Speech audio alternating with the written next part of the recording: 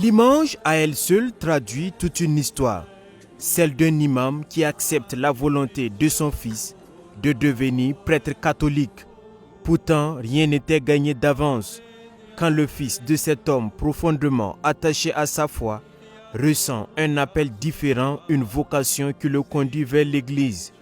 La nouvelle provoque la colère du père. C'est un choix inacceptable. Pour lui, il y voit une rupture, presque une trahison. C'était incompréhensible de voir mon fils choisir un autre chemin. Choqué, j'ai demandé à Mamadou de revenir à l'islam. Au début, j'ai cru qu'il avait compris. Quand je suis allé en Côte d'Ivoire, il continuait à pratiquer la foi catholique.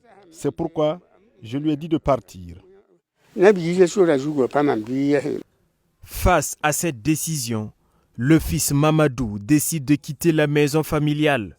Il prend des cours de catéchèse, se fait baptiser et intègre les missionnaires d'Afrique communément appelés Pères Blancs. Ordonné prêtre en 2005, il est envoyé en mission en Zambie, au Mali, au Kenya, au Caire, à Paris, où il réside présentement.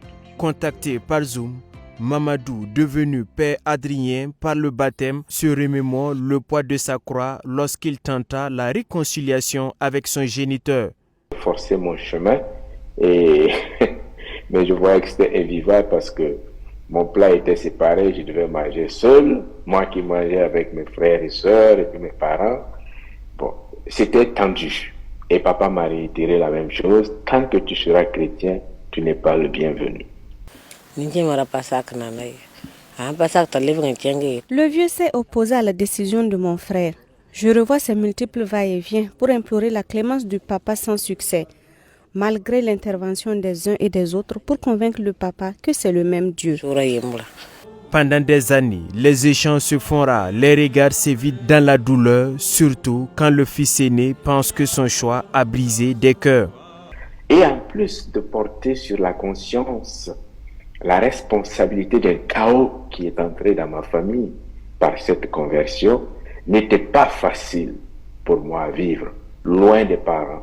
Mais il y avait une seule force, c'est la force intérieure, c'est que je savais que ce chemin-là, je n'étais pas seul.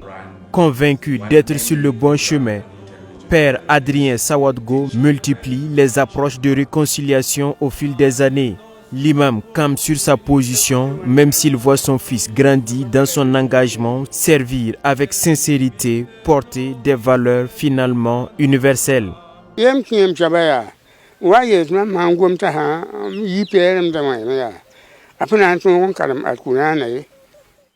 Mon grand frère m'a dit de laisser mon fils rester catholique, que même si je le force à revenir à l'islam, il ne va pas être un bon musulman.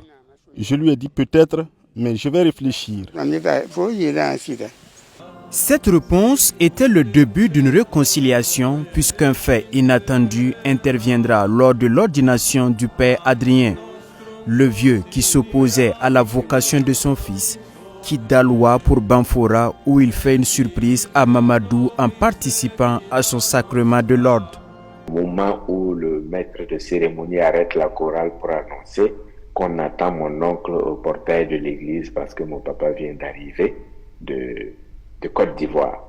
C'était le plus beau cadeau de mon jour d'ordination, de voir papa et maman côte à côte, ceux qui ont été divisés à cause de ce parcours. Et une cousine qui a eu le courage de lui poser la question, mais papa, comment vous avez fait pour venir alors que vous ne le comptiez plus pour fils?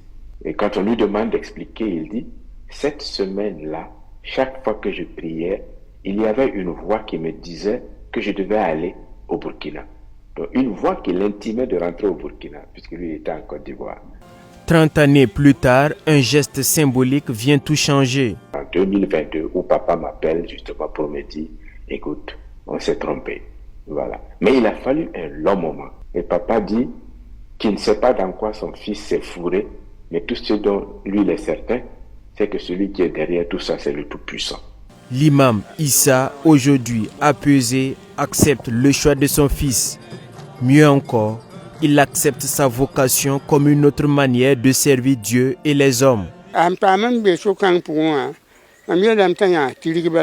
Je lui dis de rester droit sur le chemin qu'il a choisi, car Dieu est unique.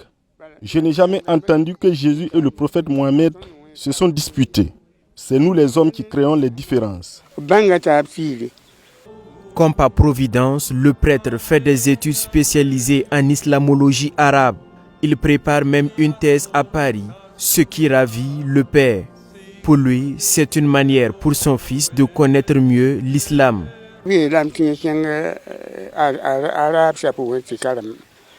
Le jour que mon fils m'a dit qu'il a été désigné pour aller étudier l'islam, j'étais très content. Au début, j'avais peur, mais après quelques mois, il m'a dit que c'était fascinant et que les Arabes sont compréhensibles.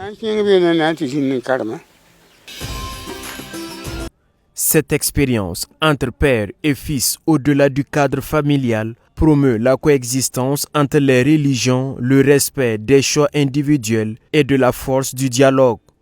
Ma conversion n'est ni victoire ni défaite, mais œuvre de Dieu. C'est ce que j'aimerais vraiment que l'on retienne.